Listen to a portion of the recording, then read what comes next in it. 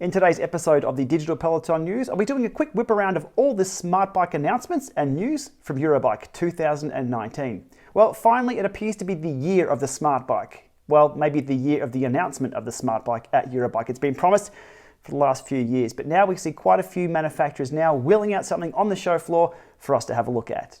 First on my list today, the Tacx Neo Bike Smart. Now, this bike has been known for about 2 years now, based on their proven Neo technology and design, weighing in at $3,200. We first saw this bike as a concept in 2017. We could ride it in 2018. Now, at Eurobike 2018, they did say it would be shipping within weeks. Well, that weeks had been pushed out quite a lot. Pre-orders have been around. People have been putting money down for the pre-orders.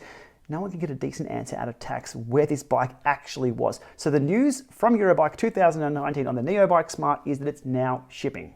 Over to Elite and the Fuori Pista, or the Crazy Horse as we call it. Now, this isn't a new smart bike. It was rolled out last year in 2018. The news this year from the show floor is that there's been a price drop from $15,000 US down to $12,000 US. Now, this is a fully featured smart bike. It does function as a smart bike, and last year it didn't cause an uproar online. People weren't getting really angry on the keyboards with it's no good value. It really didn't cause much. People looked at it and went, "No, it's interesting art, interesting," and they sort of moved on from that. I think it's because it's so far beyond what we would consider a reasonable price tag for a training cyclist. But anyhow, there's the news from Elite on their smart bike offering.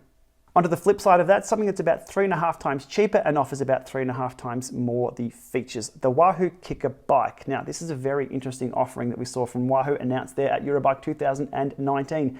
Coming in at $3,500 US, Wahoo know smart trainers. They know interactivity, they know sim mode, they know erg mode, they know all about providing that experience, and they also know about shipping hardware. So like Tacx, they're well positioned to provide a good user experience on the pedals with their smart bike from day one. Now the Kickr bike itself, the unique value prop there is it actually tilts. It goes up and down like the Kickr Climb, providing a physical experience of climbing hills and descending hills. That's the only smart bike that does that at the moment. There's a gearing and status display on the bike, fully customizable group set, so you can select SRM, Campagnolo, Shimano, whatever you like on board.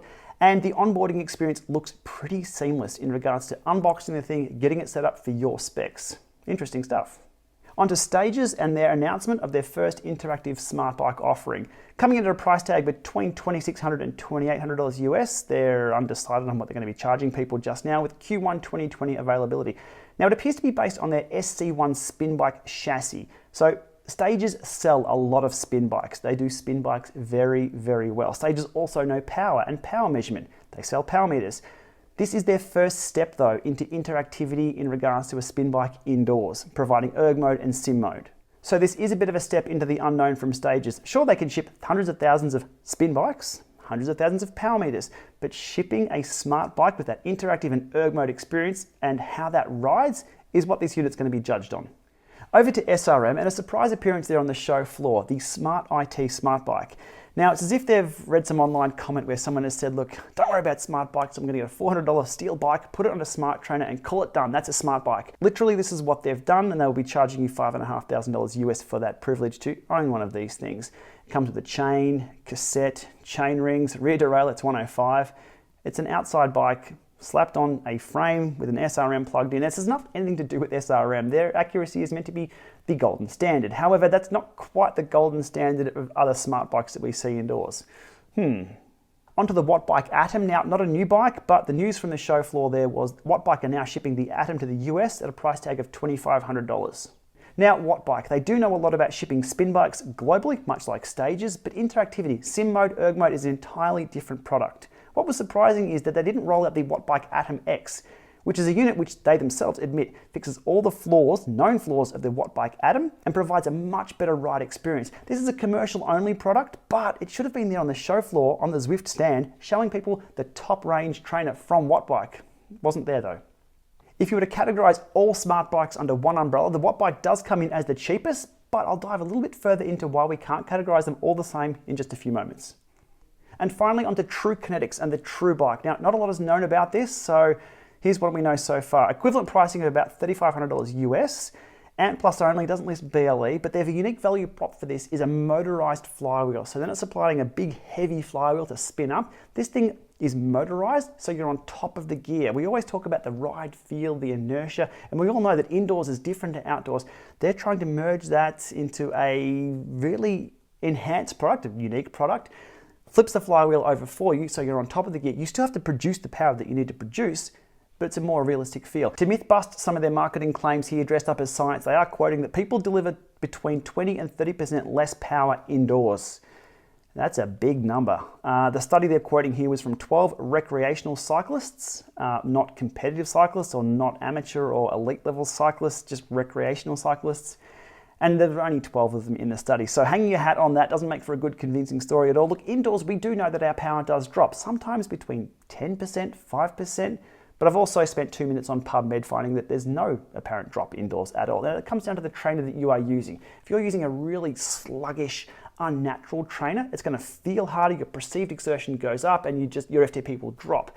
If your trainer is good enough, let's just say a Le Mans Revolution or something with a nice flywheel kicking over, your outdoors power and indoors power will be pretty much one and the same. And they do quote another study about that RPE indoors being a lot harder, but look, I think we need to back it off a little bit, making those bold claims at 20 and 30% drop in power indoors, and make some studies of their own trainer. It's a unique value prop. If it is offering that high-speed flywheel and providing that outdoor experience, then great. Okay, now onto more of a summary and today's discussion points. Personally, I've been skeptical of smart bikes from day one. I've ridden my outdoor bikes indoors since forever. That's just what I do. I've seen these spin bikes in spin studios and in hotels, and every time I've got on a spin bike or an indoor bike, it's been a horrible experience. It just hasn't felt like riding a bike. Now, these smart bikes need to address that problem. They need to convince us roadies that when we're going to jump on these bikes, it's the right fit and the right feel and that right on-pedal experience that's going to match, if not surpass, our current indoor smart trainers. To date, all of these smart bikes we've seen at Eurobike, we just don't know a lot about. They've been judged purely on their looks, the feature sets on paper, and their price tag. WattBike ATOM aside, we just don't know what these units are about. How easy is it to take this out of the car, if they fit in your car, set them up indoors, get them configured, what's the ride experience like in sim mode and erg mode, and what's the data coming out of them? Is it correct or is it not even close? At this point in time, the best we can do is compare features and price tag. We can see an interesting trend that indicates what you pay for is pretty much what you get. Starting off low down in the price scale there, initially with the WattBike ATOM. Look, at $2,500, you're locked into a 170mm cranks with no choice of other crank lengths. You're headless, so there's no gearing indicator unless it's supported by the app that you're using. If you're using Zwift Bluetooth, you can see gear changes. If you're using Zwift Ant Plus, good luck, you can't see what gear you're in. It's a magnetic mechanical stepper resistance unit, which can be slow to respond in sim mode and in racing. And it's also not silent. There's the WattBike ATOM at the lowest end of the scale there, $2,500. Stepping up a little higher in price, between $2,600 and $2,800 when stages make up their mind what they're going to charge us.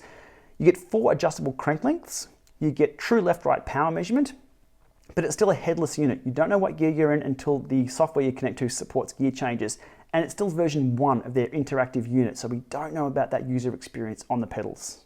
Stepping up a little higher into the $3,000 price range, and you'll get a smart bike that comes in a bike box, not on a crate. You'll get unit gear display, so you know what gear you're in and the status of the bike, and you'll get an offering from a company that knows sim mode and erg mode and interactivity.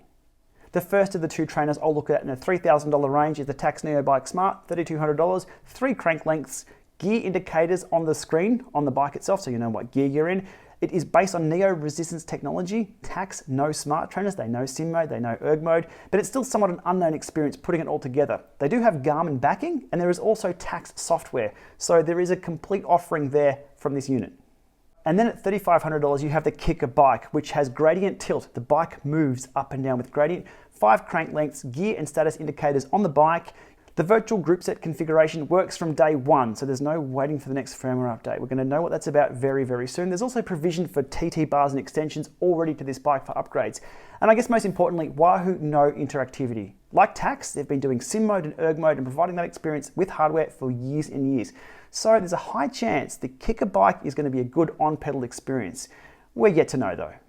So there we are, a whip around of all the smart bikes we saw at Eurobike 2019, from your lower end offerings, price tag and feature wise, up to, look, I won't go high, I'll stop it at the Wahoo Kicker bike, offering the tilt and a lot of customizability there. But again, we're still unknown territory for this. I wouldn't be considering smart bikes as one single category. You really can't compare the two offerings at two different ends of the scale there, just as we don't really compare say the Magnus M2 with the Neo wheel-off direct drive smart trainer. They're two very different things, different price tags, and different user requirements as well. So it's the same with the smart bikes. Sure, they've all got their customizability and similarities with their service offering, but there's going to be a big difference between what you pay here and what you pay here, and most importantly, what the experience is on the pedals, which we just don't know about yet. For that, stay tuned, hit subscribe. We'll get as many of these bikes in the Llama Lab and put them to the sword very soon. Okay, thanks for watching.